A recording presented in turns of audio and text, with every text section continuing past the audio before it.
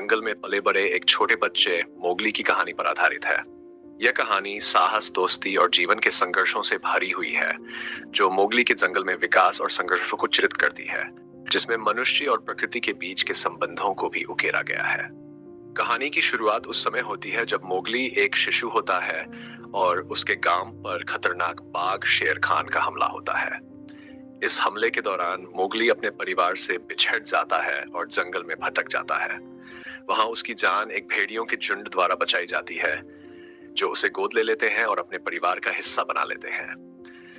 भेड़ियों के सरदार अकेला और मां भेड़िया रक्षात्मक रूप से मोगली का पालन पोषण करते हैं और उसे जंगल के कानून सिखाते हैं।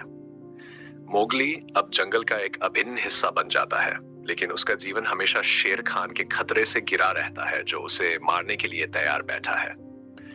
मोगली के जीवन में सबसे महत्वपूर्ण और करीबी दोस्त दो जानवर होते हैं, बुद्धिमान भालू और काला तेंदुआ बगीरा।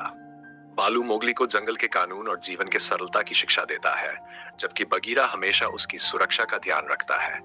दोनों ही मोगली के शिक्षक और रक्षक की भूमिका निभाते हैं।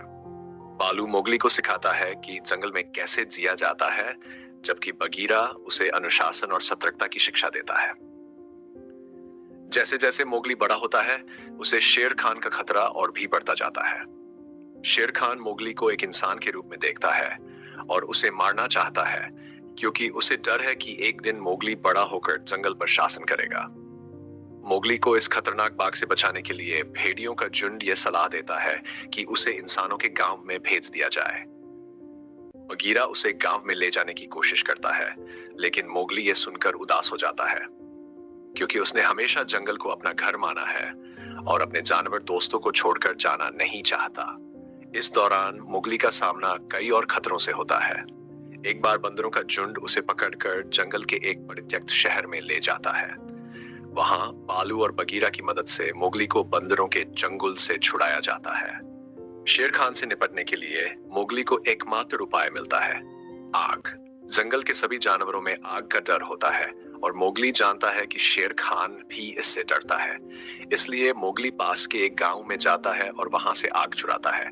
आग के सहारे वह शेर खान का सामना करता है और उसे हराने में सफल होता है। शेर खान की हार के बाद मोगली जंगल का सच्चा नायक बन जाता है, लेकिन उसकी कठिनाइयां अभी समाप्त नहीं होती हैं। जब मोगली गांव में लौटता है तो वहां के लोग उसे संदेह और डर की नजरों से देखते हैं। गांव वालों को मोगली के जंगल में पले बड़े होने और जानवरों के साथ रहने की वजह से उससे डर लगता है।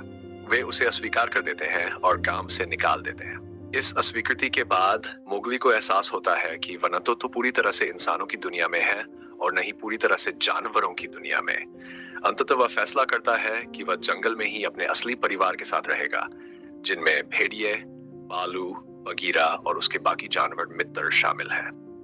कहानी का संदेश कि कहानी केवल एक साहसिक कथा नहीं है, बल्कि इसमें कई गहरे संदेश छिपे हुए हैं। मोगली की यात्रा आत्मसंवेदनशीलता, पहचान की खोज और साहस की कहानी है। मोगली अपने डर, विशेष रूप से शेर खान का सामना करके यह सीखता है कि जीवन में अपनी चुनौतियों से भागने की बजाय उनका सामना करना ही असली बहादुरी है। शेर खान केवल एक खलनायक नहीं है, बल्कि वह उन सभी आंतरिक और बाहरी संघर्षों का प्रतीक है जिनसे मोगली को पार पाना होता है।